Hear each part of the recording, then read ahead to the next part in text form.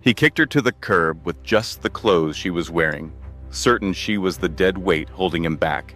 Brian Thorne had it all: a billion-dollar fortune, a corporate empire, and a fiery young mistress on his arm. He believed his past was completely behind him. But tonight, in a room filled with the sound of clinking champagne glasses at the city's most exclusive restaurant, the past didn't just reappear, it made a grand entrance. When Brian looked up, he saw his pregnant ex-wife, radiant and untouchable, holding the hand of the one man in the business world he truly feared. In that moment, his heart did more than just stop. It completely fell apart. This is not just a tale of a broken heart. It is a story about the kind of quiet revenge that can shatter a person's world without making a sound. This story will teach you one brutal truth. The people you step on while climbing to the top are the same people who will watch you fall. And sometimes the most devastating revenge is not destruction. It is simply becoming so happy, so successful, that your betrayer realizes they were the one who lost everything. Stay until the end, because what happens to Brian 3 years later will change how you treat every single person in your life. The chandeliers at Lorney were not just made of crystal. The rumor Brian Thorne loved to circulate was that they were pure diamond. It suited the image he had built for himself. He was the man who could spin straw into gold, the tech genius who climbed from the tough streets of Chicago to the lavish penthouses of Manhattan. Tonight, Brian was seated at the finest table in the restaurant, the one typically held for visiting royalty or heads of state. Seated across from him was Chloe, a 23-year-old model whose beauty was as striking as her conversation was dull. She was busy scrolling through her Instagram feed, her perfectly polished thumb pausing on pictures of herself. "Put your phone away, Chloe," Brian said, his voice soft but with a sharp edge. "We are celebrating. The merger with Concade Logistics is final. I am now the official majority shareholder." Chloe glanced up, her blue eyes wide but empty. "Oh, that is right. Yay for you, baby. Does this mean we can finally buy that villa in Co? The one that comes with the boat dock?" Brian swirled the vintage Pinot Noir in his glass, feeling that familiar, heavy ache in his soul. It was the ache of profound boredom. "We can buy the entire lake if you want," he mumbled, but the words no longer gave him any thrill. It had been 6 months. That is how much time had passed since his divorce from Emma. Just thinking her name felt like swallowing ashes. She had been his sweetheart from college, the woman who would mend his socks back when he could not afford to buy new ones, the one who would stay awake all night to proofread his very first business proposals. But as the numbers in Brian's bank account grew, Emma stayed the same simple person. She preferred quiet evenings at home. She chose comfortable shoes over stylish ones. She lacked the skill to charm wealthy investors or take command of a boardroom. Brian had told himself that he had simply outgrown her. He needed a status symbol on his arm, not a life partner. So, he ended it with brutal efficiency. He could recall the day with perfect clarity. He had given her the divorce papers along with a check, telling her she no longer fit into his future. She did not yell. She did not break anything. She just stared at him, her eyes filled with a deep and devastating sadness, and whispered, "You will learn the price of this, Brian," before walking out the door into the pouring rain. "Brian, you are totally zoning out," Chloe whined, tapping her dinner fork against her glass. "I ordered the lobster, but our waiter is completely ignoring me." "He is not ignoring you. He is just busy," Brian snapped, his patience wearing thin. All of a sudden, the background noise of the restaurant, the quiet jazz music, the low hum of conversations, the clatter of silverware faded away. It was not a slow fade to silence. It was a sudden, collective gasp. Brian frowned. Lorne hosted celebrities all the time. A hush like this signaled the arrival of someone with true power. "Who is that, Chloe asked, stretching her neck to see. "Is that some kind of movie star?" Brian turned in his chair, just enough to see the grand entrance. The host, a man named Pierre, who normally acted superior to everyone, was now nearly bowing. Two people entered, escorted by 4 security guards who moved with the quiet efficiency of highly trained soldiers. The man was tall, easily over 6 feet 2 inches, and wore a custom-made charcoal suit that likely cost more than Brian's first car. He had hair that was a mix of silver and black, and a jawline that looked as if it were carved from granite. Brian froze in place. He knew who that man was. Everyone in the world of high finance knew him. That was Adrian Vance, the chief executive officer of Vance Global, the man who controlled the shipping companies Brian relied on, the communication satellites Brian leased, and the banks from which Brian borrowed money. Adrian Vance came from old, powerful money.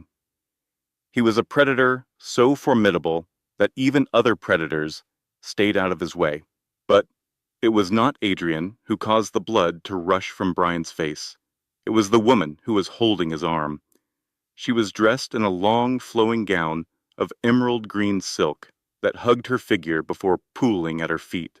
Her hair, which she used to keep in a simple, messy bun, now fell in shiny, perfect waves. All the way down her back, around her neck, was a sapphire necklace that captured the light, sparkling like a brilliant blue flame. It was Emma, but not the Emma he remembered.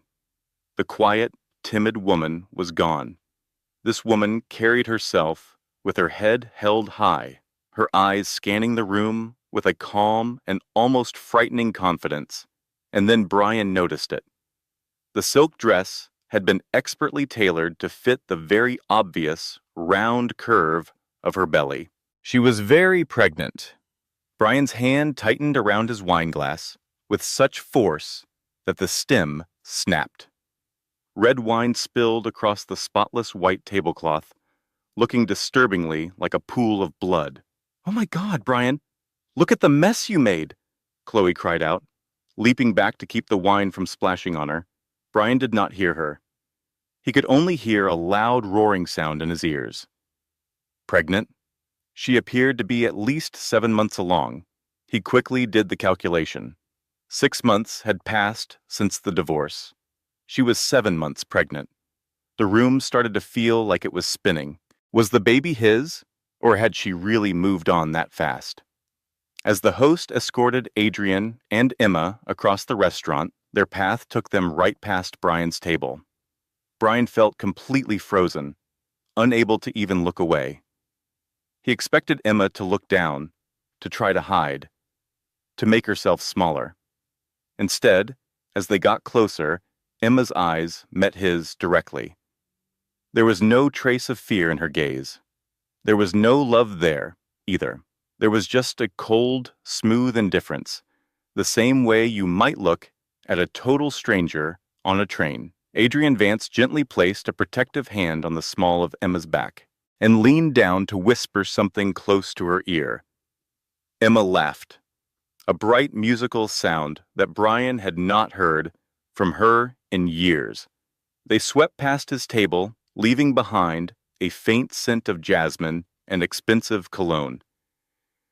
"Wait a minute," Chloe whispered, her eyes narrowing. "Is that not your ex-wife, the one who was kind of plain?" Brian stared at the red stain that was spreading over the white tablecloth. "Yes," he managed to say, his voice sounding like it belonged to someone else. "That is Emma." A waiter hurried over to clean up the spill, apologizing over and over, as if Brian's loss of control was his fault. Brian irritably waved him off, his hunger now completely gone. "I do not understand," Chloe said, picking at a piece of bread. "You told me she was broke. You said she was a nobody. So why is she with him? That is Adrian Vance. My dad says Adrian Vance has enough money to buy this entire city if he felt like it. I do not know, Chloe, Brian snapped, loudly enough for a nearby couple to glance in their direction. He lowered his voice, his hands clenched into fists beneath the table. I do not know. On the other side of the room, Adrian and Emma had been seated at the private alcove table, the one that even Brian could never manage to reserve. It had a sweeping view of the city skyline, while offering enough privacy to be discreet. Brian watched them with an intense focus. He watched Adrian pull out Emma's chair for her. He saw how the waitstaff swarmed around them, treating Emma as if she were royalty. But the thing that bothered him the most was the way Adrian was looking at her. It was not the look a man gives his beautiful trophy. It was a look of complete and utter adoration, especially in the way his hand came to rest on her stomach after he sat down. That single gesture seemed possessive, protective, and fatherly all at once. Is it his child? Brian's thoughts were racing. That is impossible. We were still together 7 months ago. It must be mine. But she never said a word to me. A sudden feeling of ownership flooded his senses. If that was his heir, then he had a right to be told. He was Brian Thorne. People did not keep secrets from him. I am going to the men's room, Brian said as he stood up suddenly. Do not be long, Chloe pouted. I want to order dessert. Brian paid her no attention and started walking across the dining room. He was not heading to the restroom. He was walking directly toward the private alcove. His heart was pounding hard against his ribs, a mix of pure anger and a strange, sudden desperation he was not prepared to feel. As he got closer, 2 very large men in dark suits stepped out from the shadows, blocking his way. Step aside, Brian demanded, trying to use his authoritative CEO voice. I am an acquaintance of theirs. Mr. Vance is not receiving any visitors, one of the guards said, his voice flat and uninterested. Let him through, Marcus, a deep voice called out from the table. The guards moved apart. Brian stepped into the alcove. Emma did not even lift her eyes from the menu. She looked absolutely radiant, her skin glowing from the hormones of pregnancy, her cheeks slightly flushed. She appeared healthier and more beautiful than she ever had during their entire marriage. Emma, Brian said, his voice strained. She slowly put down the menu. Her hazel eyes met his, looking cool and distant. Hello, Brian. I was wondering how long it would take for you to come charging over here. You are pregnant, he said, bluntly. As observant as you have always been, she responded with a dry tone. Is it? Brian glanced over at Adrian, who was watching him with a mocking, predatory smile. While sipping his scotch, Brian looked back at Emma's belly. Is it mine? Emma let out a short, disbelieving laugh. Yours, Brian? You gave up any right to ask that question on the night you threw me out of our home at 11 o'clock at night because you said I lacked vision. If that is my child, I have rights, Brian hissed, taking a step forward. I have lawyers who can... Sit down, boy, Adrian Vance said. He did not raise his voice. He did not get up from his chair. He just spoke, but the absolute command in his tone was enough to make Brian freeze in his tracks. Mr. Thorne, Adrian went on, swirling the ice in his glass. It seems you are operating under a few wrong assumptions. Allow me to correct them for you. First, you will not raise your voice at my fiancé. It upsets the baby. Fiancé? The word struck Brian like a physical punch. Second, Adrian said, his eyes turning to steel. As for the baby's father, you were too busy with your little Instagram model to even notice your wife. During the final year of your marriage, you barely laid a hand on her.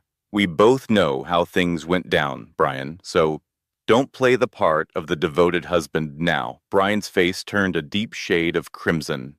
He stared at Emma, desperate to find a weakness in her composure. Emma, you have to tell him. Tell him what I mean to you. I already told him what you were, Brian, Emma responded gently. She rested a hand on her pregnant belly. I explained that you were the kind of man who had to make me feel insignificant just so you could feel important. I told him how you called me worthless. She then reached over and held Adrian's hand. And then Adrian came along and showed me I was priceless. It is about the money, isn't it? Brian snapped, his pride shattering. That is all this is. You left a millionaire for a billionaire. You are nothing but a gold digger, Emma. The temperature in the private dining area seemed to plummet. Adrian placed his glass on the table. The soft click sounded as loud as a gunshot in the tense silence. Be very careful, Adrian said in a low voice. You are talking to the chairwoman of the Vance Foundation, and she is nothing like you, Brian. She did not inherit her fortune or cheat to get it. She rebuilt her life from the ashes you left her in. Just then, Chloe, who had lost her patience, came clicking over to their table in her towering heels. She looked back and forth between the three of them, aware of the tension, but not smart enough to understand it. Honey, what is taking so long? Chloe complained, clinging to Brian's arm. Her eyes landed on Emma, and she smirked. Oh, it is you. Wow, you have really let yourself go. I guess the divorce hit you hard. An absolute silence fell over the table. But Emma did not get upset. Instead, she offered a slow, pitying smile. And you must be Chloe. Brian always did have a thing for shiny objects with no real value. Chloe let out a gasp. Excuse me? You are welcome to him, Emma said, turning her attention back to the menu. He is already something I threw away. But let me give you some free advice, honey. You should read the prenuptial agreement very carefully. Brian watches over his money like a hawk. Adrian let out a dark laugh.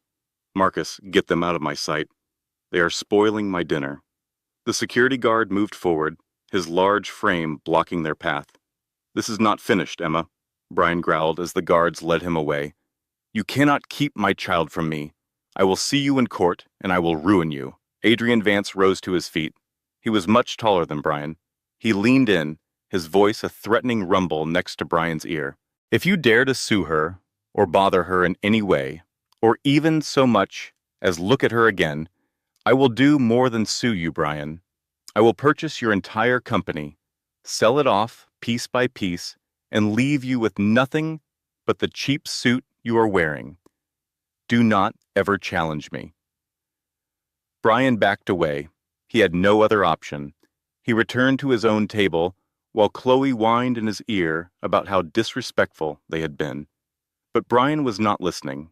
He sat down and stared at the empty seat where his entire future was supposed to be. He watched Emma, who was laughing with a billionaire and carrying a child that could inherit 2 fortunes. And in that moment, for the very first time, Brian Thorne felt utterly powerless. But the evening was not over yet. As Brian tried to get the waiter's attention for the bill, eager to leave, he noticed a man in a gray suit walking toward Adrian's table. It was someone serving legal papers. Brian waited. Was Adrian in some kind of trouble? But no. The man walked right past Adrian and came directly to Brian's table.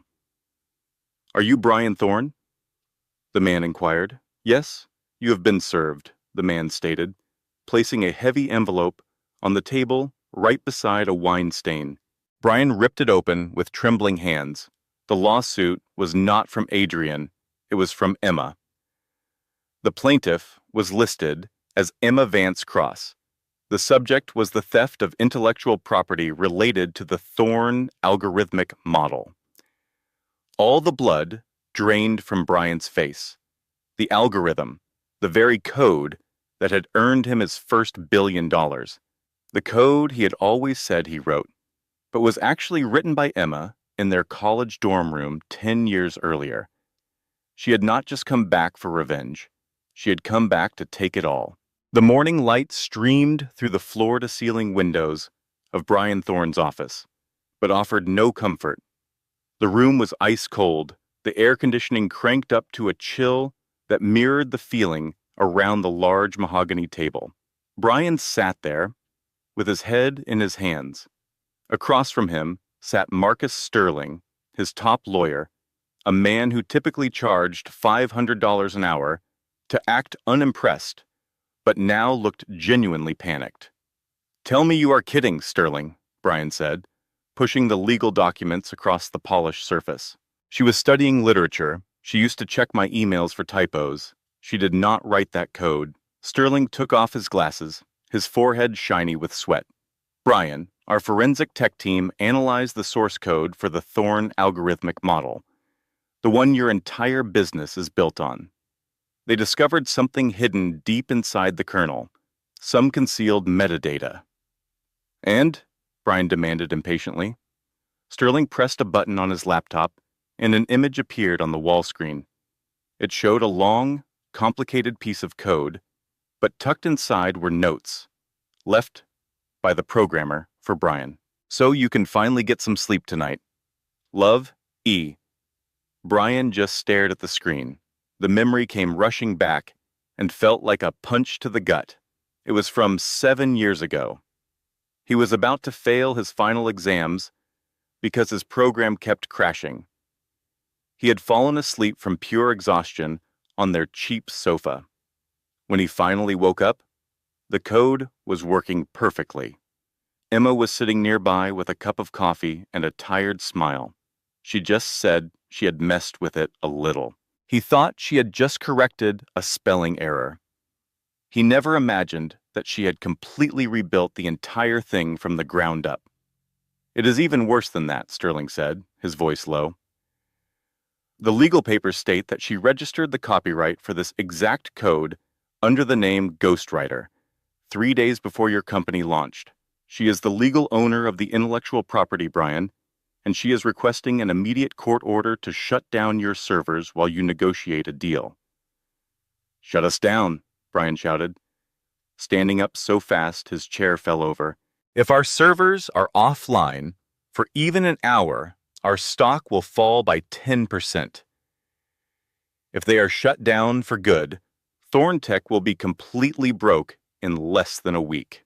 In that case, you have to make a deal," Sterling said, with a serious expression. "Offer her anything she wants. Cash, company shares, a public apology. Because if you fight this in court, she has the digital proof and she has Adrian Vance's lawyers supporting her. They will destroy us." Brian walked over to the window and stared out at the city he believed he ruled. His phone vibrated. It was a text from Chloe. "Babe, my credit card was just declined at Gucci. You need to handle this right away. Everyone is looking at me." Brian hurled the phone at the wall, and it shattered into pieces. He could not let his company fail. He was Brian Thorne. He was a visionary. He was not some fake who had built his career on his wife's talent. "Where is she now?" Brian asked, turning to face Sterling. "She is the host of the Silver Gala at the Metropolitan Museum tonight," Sterling answered. "It is a charity event for single mothers. A single ticket costs $20,000. "Get me a ticket," Brian demanded. "Brian, if you go near her, you will be violating the restraining order." I said, "Get me a ticket," Brian yelled. "I am not going to cause a scene. I am just going to remind her that she used to love me. Emma is a compassionate person. She is sentimental. If I can just speak with her alone, without Vance around, I can convince her to stop this. I can get her to drop the lawsuit." Sterling looked unconvinced, but took out his phone. "I will see what I can do. But Brian, she does not seem very compassionate anymore." The Metropolitan Museum had been turned into a dazzling spectacle of silver and white. The most powerful people in the city, from politicians to wealthy heirs and tech founders, moved through the grand halls with glasses of champagne. Brian came by himself. He had left Chloe at home. He wanted to appear somber and regretful. He had on his most formal suit, yet he felt like a fraud in his own life. It seemed like every quiet conversation he passed was about him. Did you see that Thorntech stock took a nosedive today? I heard Vance Global is making a huge investment in one of their main rivals. Brian moved through the packed room, searching for a dress the color of emeralds. But he did not see green that night. He saw silver. Emma was standing on a platform near the Temple of Dender, addressing the crowd with a microphone. She was wearing a silver maternity dress that flowed around her like liquid starlight. She looked majestic and completely out of reach, like a queen speaking to her people. And that is why the Vance Foundation is donating $50 million to provide legal assistance for women who have been unfairly treated in their divorce cases, Emma announced, her voice confident and unwavering. The room was filled with the sound of applause. Brian felt a wave of sickness wash over him. That charity fund was a clear attack on him. As Emma came down from the stage, immediately mobbed by well-wishers, Brian saw his chance. He worked his way through the groups of people, ignoring the cold stares from those he had slighted in the past. "Emma!" he shouted, just as her security team was about to lead her away. She paused. The people around them stepped back, creating a circle, sensing that something dramatic was about to happen. It was the public confrontation everyone had been whispering about. Emma turned around very slowly. For once, Adrian was not with her. He was on the other side of the room, talking to a senator. This was Brian's opportunity. "Brian," she said, her face impossible to read, "you actually bought a ticket. How thoughtful of you. I will just consider the $20,000 as a down payment on the alimony you still owe me." The mention of the word alimony caused a few people nearby to laugh. Brian moved in closer, his voice dropping to an urgent, low tone. "Emma, please, I need to speak with you somewhere private." "I have nothing to tell you that cannot be said in a courtroom," she answered without warmth. "This is about the company," Brian begged. "You are going to ruin it. Do you realize how many people are going to be out of a job? I understand that you are mad at me, but do not punish my employees for it. That is not the person you are. You are a good person. You are the kind of woman who rescues stray cats." Emma's eyes burned with anger. The woman who rescued stray cats ceased to exist the night she had to sleep in her car because her husband had all her credit cards canceled. A collective gasp went through the crowd. The color drained from Brian's face. That was a secret he had prayed would stay buried. "I did not realize you had nowhere to stay," he managed to say. "I figured you were with your parents." "My parents passed away, Brian. You knew that perfectly well. It just did not matter to you." She stepped right up to him, and her voice fell to a menacing hush. "As for the company you call yours, it is not. My code is the foundation of everything. My mind and my endless nights of work built it. You were just the pretty face, Brian. And now I am ripping that mask away." "Emma, hold on," Brian pleaded, grabbing for her hand. "What about our child? If you ruin me, you ruin his future. That baby is mine, correct? You know, in your heart, that he needs me as his father." Emma glanced at his hand resting on her arm, then her eyes met his again. She made no move to free herself. A smile formed on her lips, but it was cold and empty. "You really want to discuss the baby, Brian?" "Yes," he gasped, believing he had found a way through to her. "It is my right to know." "All right," she declared, speaking loud enough for the surrounding guests to turn their heads. "On the evening you threw me out, I was holding a small gift. Do you recall that?" Brian's brow furrowed as he searched his memory. He did remember. She was clutching a little white box. He had swatted it from her grasp, desperate to push her out before Chloe arrived. "I recall," he whispered. "That box," Emma continued, her voice shaking with rage she fought to control, contained a pregnancy test showing a positive result, and a tiny pair of baby shoes. I was trying to give you the news.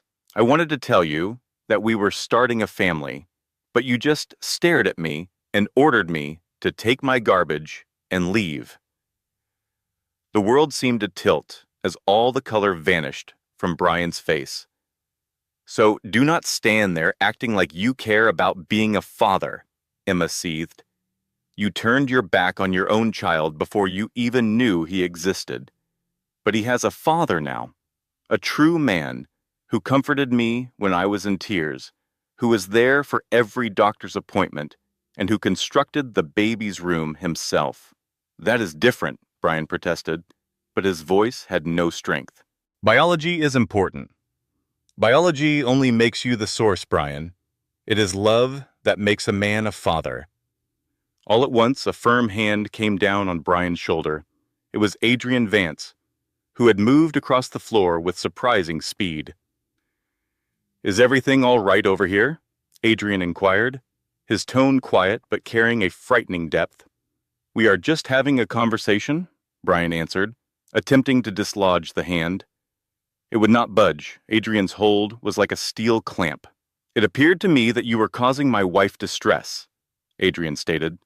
"She is not your wife at this moment," Brian shot back, his envy boiling over. Adrian simply smiled.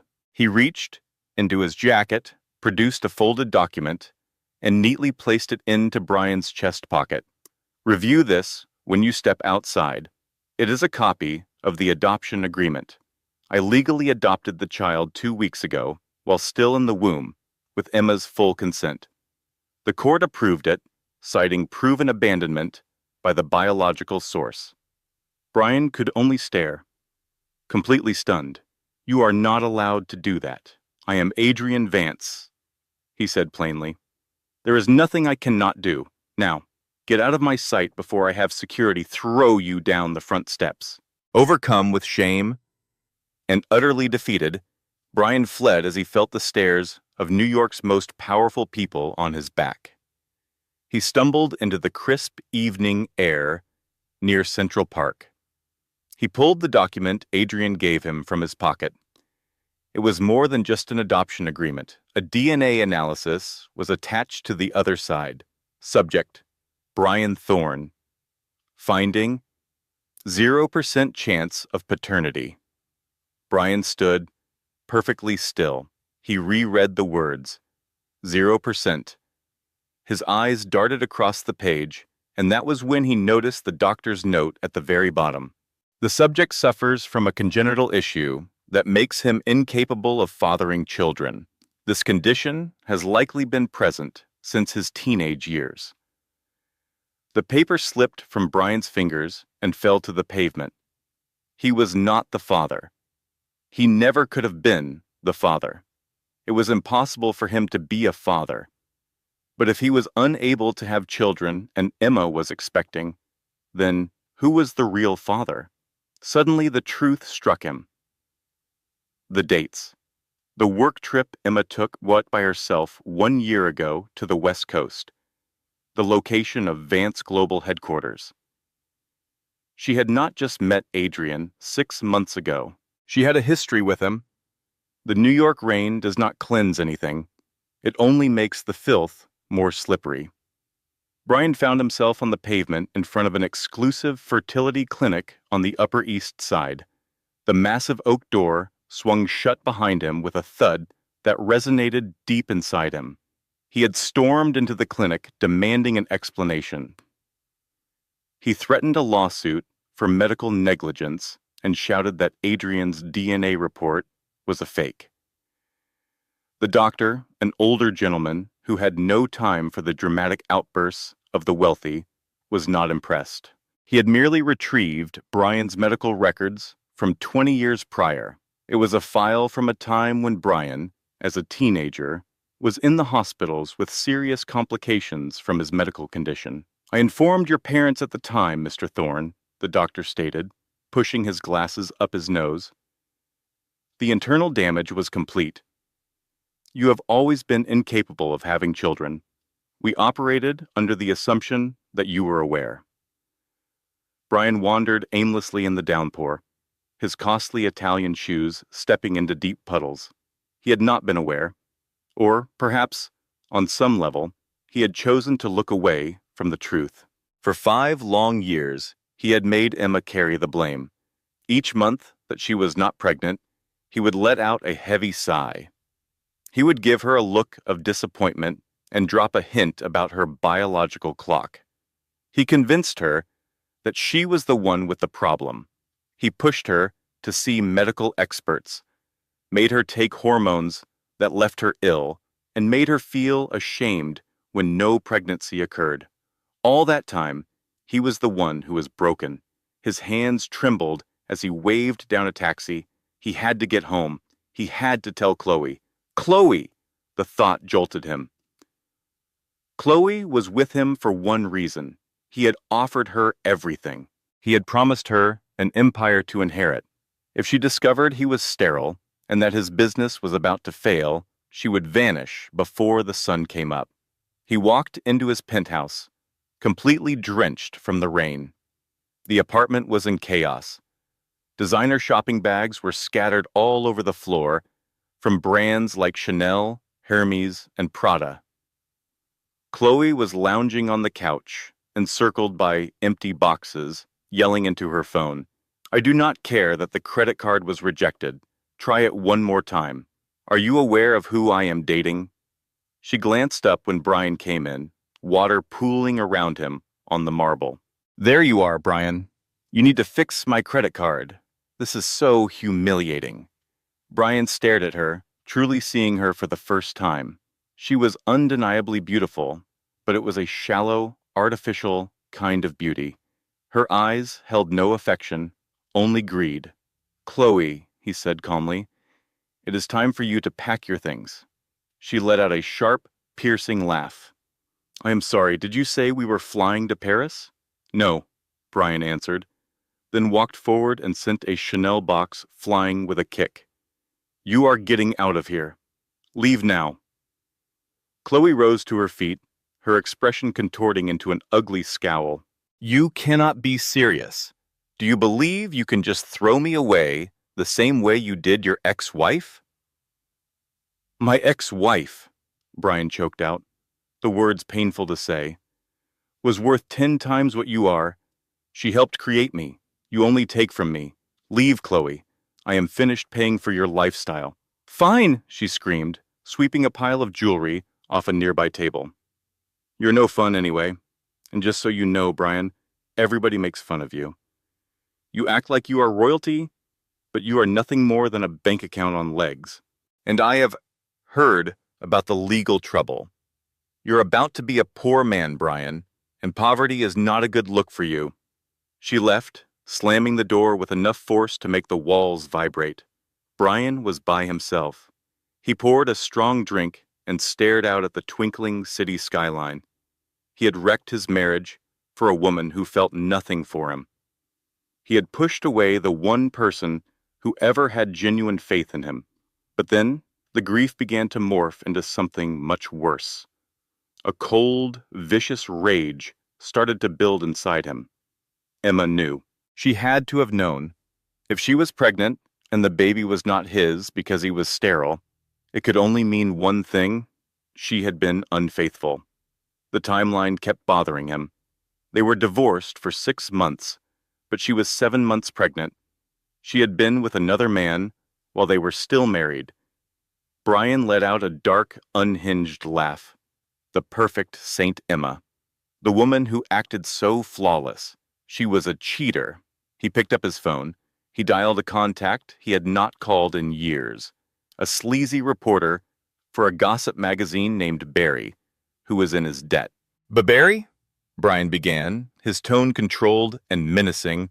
I have a big story for you. The truth about the romance between Adrian Vance and Emma Cross. I will tell you how a billionaire poached another man's wife, and how Saint Emma was pregnant with another man's child while still sharing a bed with her husband. That is explosive, Brian, Barry replied, his excitement obvious. But do you have proof of the timeline?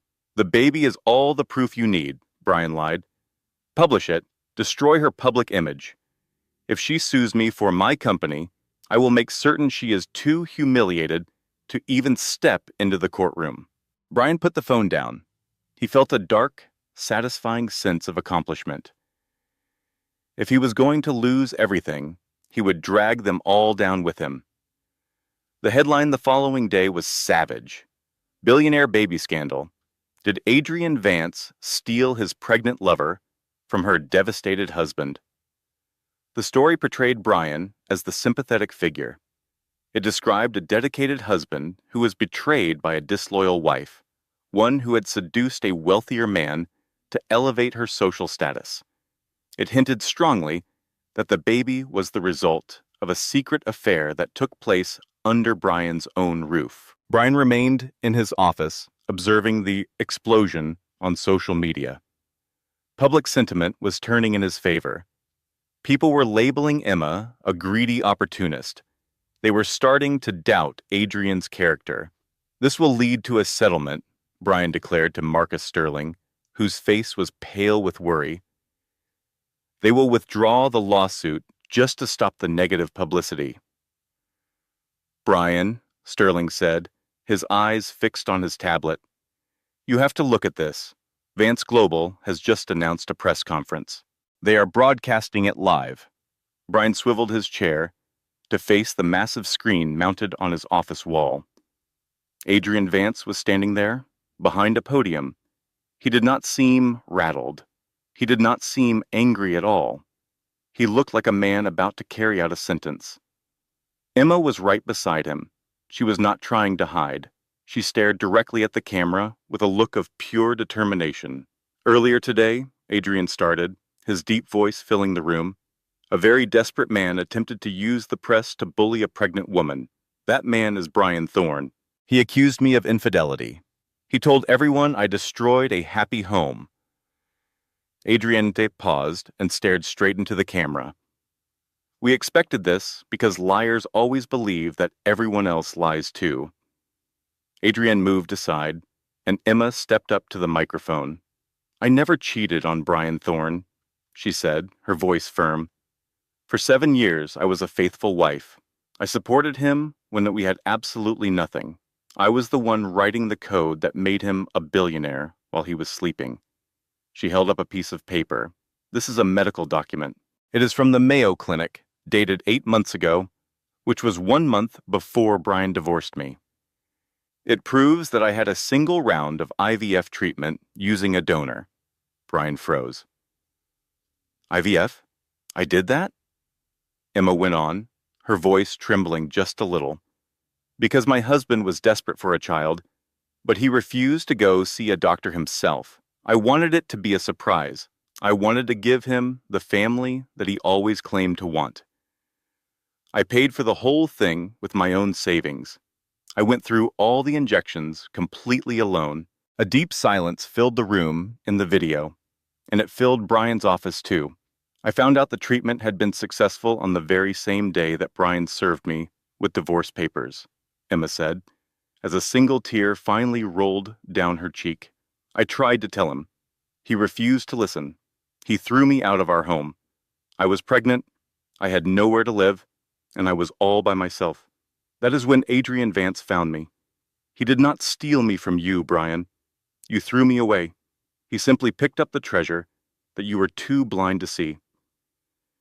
Adrian returned to the microphone. As for the company, Mr. Thorne seems to have forgotten one little thing about the ghostwriter software that he stole. Brian's stomach dropped into his shoes. Emma did not just write the program, Adrian said with a cold smile. She also protected it. There is a fail-safe hidden deep in the system's core, a kill switch.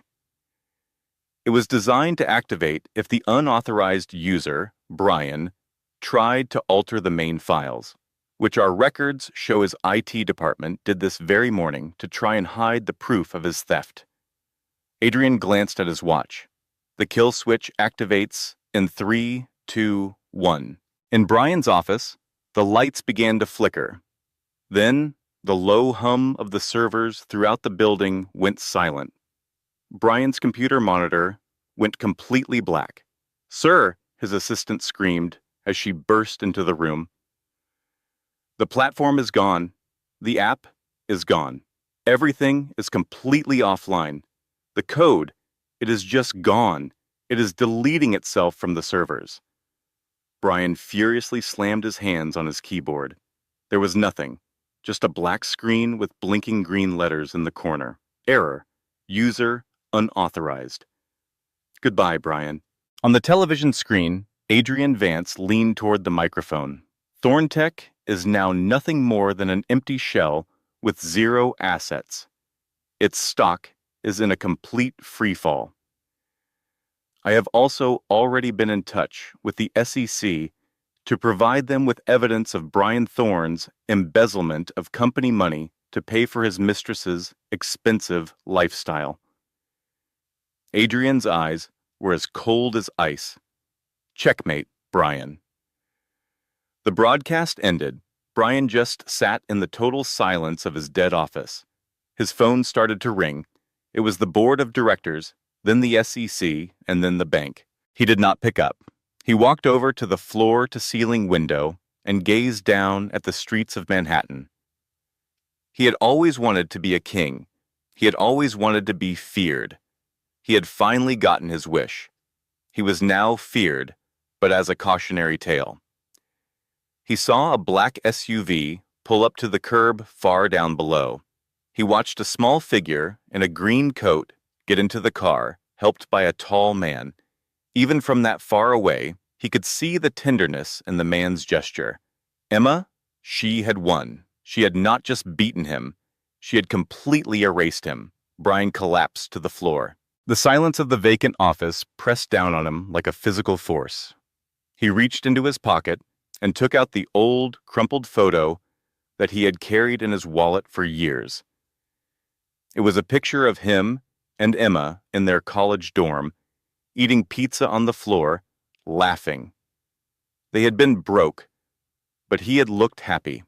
He realized in that moment, under the crushing weight of his absolute ruin, that was the richest he had ever been, and he had traded it all away for a diamond chandelier that was never even his. In the world of high-stakes business, 3 years is a very long time. In 3 years, new companies rise, empires collapse, and names that once dominated the news are forgotten.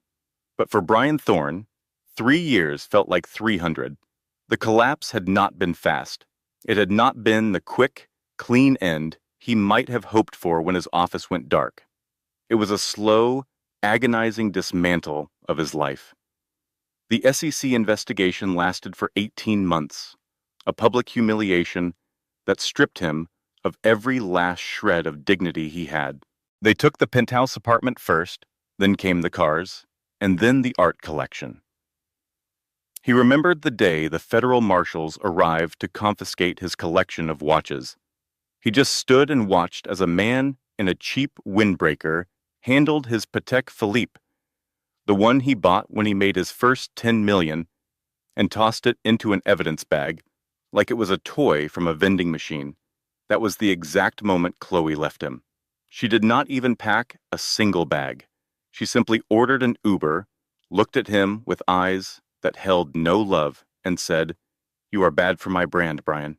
Now, 3 years later, Brian stood shivering on a sidewalk in Chicago. The wind blowing off the lake was like a physical blow, a biting, wet cold that soaked right through the thin fabric of his polyester uniform. He was not Brian Thorne, the tech mogul, anymore. He was Jules, the lowest-level valet at the Grand Plaza Hotel. "Hey, Jules, wake up." The shout came from Manny, the 20-year-old valet captain who spent most of his time vaping and scrolling through TikTok. Manny had no clue who Brian used to be. To Manny, Brian was just the quiet, gray-haired man who was always too slow on the uptake and had shaky hands with the car keys. "I am awake," Brian muttered, stomping his feet to get some feeling back into his toes. His cheap black shoes were leaking. The street slush had soaked his socks hours before. "Big night tonight," Manny said, blowing a cloud of strawberry-scented vapor into Brian's face. "The Future of Tech Gala. We have got VIPs coming out of our ears. Do not scratch anything, old man." "These cars cost more than your entire life," Brian flinched. The Future of Tech Gala. 5 years ago, He had been the keynote speaker at this very event. He remembered the sound of the applause. He remembered the feeling of the spotlight, hot and blinding, as he spoke about vision and disruption. He remembered Emma sitting there in the front row, her hands folded in her lap, looking up at him with a pride he now knew he had never deserved. She had worn a simple blue dress that night because he had told her the designer gown she wanted was too flashy. Tonight, he was not the main speaker. He was the help. The hotel doors swung open, spilling golden light and the sound of jazz music up to the snowy sidewalk. The smell of expensive perfume and roasted meat wafted out. A cruel reminder of the hunger that was gnawing at Brian's stomach. He had skipped lunch just to save $5 for the electric bill. The guests began to come outside. Brian recognized some of the faces. There was Marcus Sterling, his old lawyer, laughing with a new client. Sterling looked right past Brian as he handed over a ticket stub for a Mercedes. Brian took the ticket with his head bowed low, the brim of his cap pulled down to hide his eyes. He fetched the car, accepted a $2 tip without saying a word, and watched Sterling drive off. It was a special kind of hell, being invisible in a world where you used to be a god. "Heads up," Manny hissed, straightening his jacket. "We have a whale coming in. Private driver. Blacked out Escalade. That is the Vance detail." "Vance?" The name hit Brian like a taser. His breath caught in his throat. He wanted to run.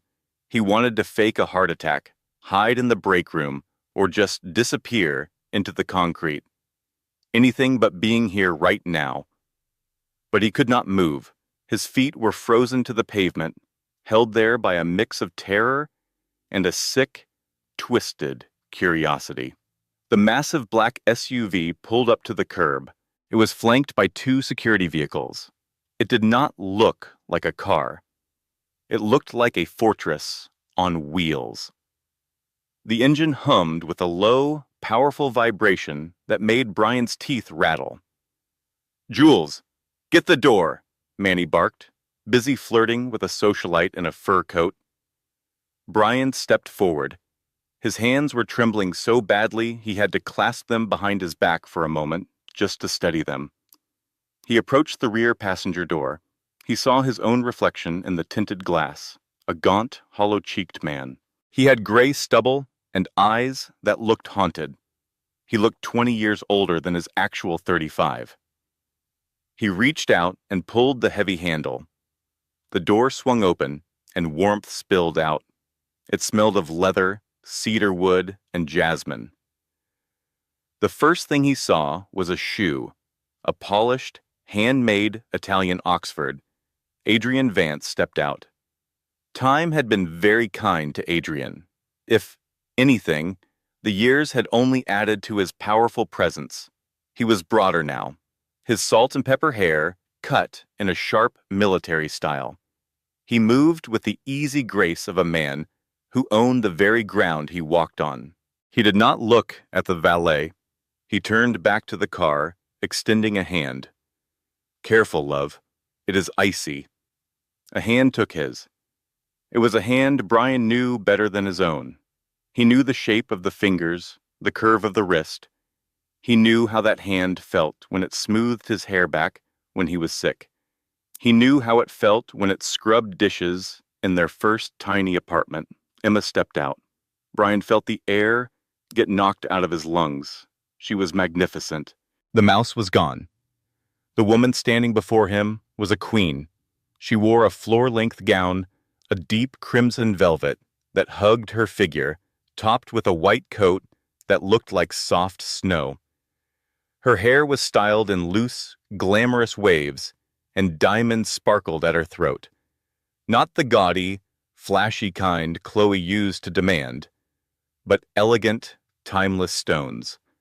But it was not the clothes that took his breath away. It was her face. The lines of worry that had defined her during their marriage were gone, replaced by a deep serenity. Gave her a radiant look. She appeared serene, cherished. "Wait for me!" A little voice piped up from the car's interior. Brian froze. A small boy, who couldn't have been more than 3, clambered toward the edge of the seat. He was wrapped warmly in a tiny navy peacoat and a bright red scarf. His hair was dark and curly, and his curious eyes took in the world with pure wonder. Adrienne let out a deep, booming laugh, a sound Brian had never once heard, aimed in his direction. "We did not forget you, Leo. Come on over, champ." Adrienne easily scooped the boy into his arms and settled him on his hip. The boy let out a happy laugh, wrapping his little arms tightly around Adrienne's neck. "Did you see the robot, Daddy?" the boy asked with excitement. "The one that had lasers?" "I sure did," Adrienne answered, placing a kiss on the top of the boy's head. "But I have a feeling you enjoyed the dessert table more." "I like cookies," Leo announced with great seriousness. Emma chuckled, gently brushing up a snowflake from the boy's nose. "You are 100% your father's son. A love for sweets and a fascination with lasers. Your father's son." Those words echoed in Brian's mind, ricocheting through the hollow space where his pride used to be. Your father's son. Leo was not Brian's. He could never be. The DNA test had been the final, devastating blow to his ego. He was unable to have children. A genetic dead end. All his speeches about legacy, about creating a dynasty, about the Thorn name. It had all been a complete lie. The true legacy was standing directly in front of him. A joyful, healthy child being raised by a man who never had to demand respect to get it. Brian stood by the open car door, unable to move. He knew he was supposed to close it. He knew he should retreat, disappearing back into the shadows. But he was unable to tear his eyes away from the boy. Leo had his mother's nose. He had his mother's smile. Suddenly, the boy noticed him. Leo's eyes met Brian's. The child did not see a failure. He did not see a bankrupt liar. He simply saw a man wearing a funny hat who was standing in the snow. "Hi," Leo said, waving a hand covered in a mitten. The simple sound of the boy's voice cracked the fragile shell around Brian's heart. Tears stung his eyes, hot and unexpected. He wanted to speak, to say hello back, but his throat felt like it had closed completely. Emma turned her head. She followed the line of her son's gaze. Her eyes fell upon the valet. For a single moment, nothing changed. The snow continued its silent descent around them. The sounds of the city seemed to disappear. Then, the recognition set in. It was not a dramatic moment. She did not gasp. She did not raise a hand to her mouth in shock. Her eyes just widened a tiny bit. She took in the cheap uniform, the soaked shoes, the graying hair, and the name tag that said Jules. Brian steeled himself. He fully expected her to sneer. He fully expected her to laugh. He fully expected her to nudge Adrienne's shoulder and say, "Look, honey, look at that piece of trash." A part of him almost wished she would. He had earned her anger. Anger would have suggested that he still had some importance, even if it was negative. But Emma did not become angry. Instead, her expression softened. Her shoulders relaxed just a little. She looked at him with a deep, soul-crushing sadness. It was the exact look you give a stray animal that has been hurt too many times to trust anyone. It was pity, pure, detached pity. She did not speak his name. She did not give any sign of their shared past. She did not bother to ask how he was doing. She simply turned her attention back to her husband and her child. "It is freezing out here, Adrienne," she said quietly. "Let us get Leo inside the jet. He is starting to shiver." "Absolutely," Adrienne replied. He then turned to Brian. Adrienne had no idea who he was. To Adrienne Vance, Royer-Dien, Brian Thorne was just a forgotten detail, a minor character from the first chapter of his life with Emma. He was so unimportant that he did not even spark a hint of recognition. "Great service," Adrienne said, his tone businesslike, yet kind. He reached into his coat pocket and took out a bill. He tucked it firmly into Brian's hand. "Stay warm," Adrienne said. Brian glanced down. It was a brand new, crisp $100 bill. The face of Benjamin Franklin seemed to stare back, mocking him. "Thank you, sir," Brian whispered. His voice was a shattered, raspy sound he barely recognized as his own. Adrienne gave a nod and turned to leave, leading his family toward the hotel's private entrance, where a car waited to take them to the airport. "Bye-bye," Leo chirped from over Adrienne's shoulder, waving his mittened hand once more. Brian managed to lift a trembling hand and give a small, weak wave in return.